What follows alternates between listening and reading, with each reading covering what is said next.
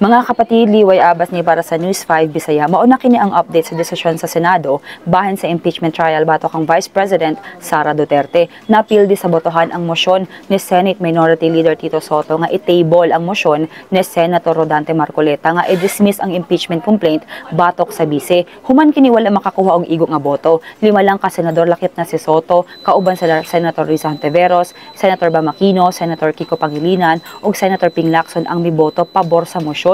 Samtang 19 ka senador ang bidapig sa mosyon ni Marcoleta. Una nga nagpasaka og mosyon si Marcoleta aron i-dismiss ang impeachment case batok ang VP Sara nga gibase niya sa desisyon sa Korte Suprema. Apan gisupak kini ni Sotto og gipasaka niya ang mosyon nga i-table una ang mosyon ni Marcoleta tungod kay ang House of Representatives nagpasaka pa og motion for reconsideration sa maong desisyon ug gisuportahan kini ni Hontiveros. Apan giinsister ni Lacson nga kinahanglan una mag-convene ang Senado isip impeachment court ug panumpaon ang mga bag-ong senador sa wala pa hisgutan ang impeachment case batok ang VP Sara. Iya kining giingon human sa mosyon ni Marcoleta. Matud niya, wala sa Senate rules ang provision kabahin sa mosyon nga i-dismiss. Dugang niya klaro nga ang Senado karon nagkatigom isip lehislatibo dili isip impeachment court. Apan para kang Senate President Chis Escudero, mas angay nga i-archive na lang ang impeachment case batok ang VP Sara kasunod sa pag-nullify sa Korte Suprema sa Articles of Impeachment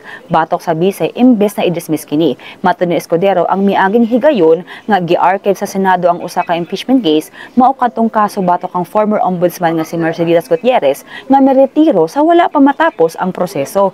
Gi-archive usab ang impeachment trial batok ang former President Joseph Estrada human siyang mo-resign tungod sa EDSA 2 nga protesta. Gisgutan sa Senate President ang desisyon sa Korte nga wala ning jurisdiction ang Senado sa maong proceedings human kini ideklarang unconstitutional ang impeachment complaint. Human ang botohan para sa mosyon nga i-archive ang impeachment trial, 19 ka senador ang miboto og yes, 4 ang mibotar og no, samtang 1 ka senador ang miboto og abstain. Nagpasabot kini nga isang tabi una ang Articles of Impeachment. Posible kini nga ibalik pinaagi sa boto sa mayorya. Kini nagsunod sa desisyon sa Korte Suprema nga ideklarar nga unconstitutional ang impeachment complaint. Gipaabot pa ang desisyon sa korte kabahin sa gifile nga motion for consideration sa Kamara. Kini sa lamang atong update, magpadayon lang sa pagbantay sa social media pages sa News 5 para sa uban pa mga balita ug update. Amping tangtanan.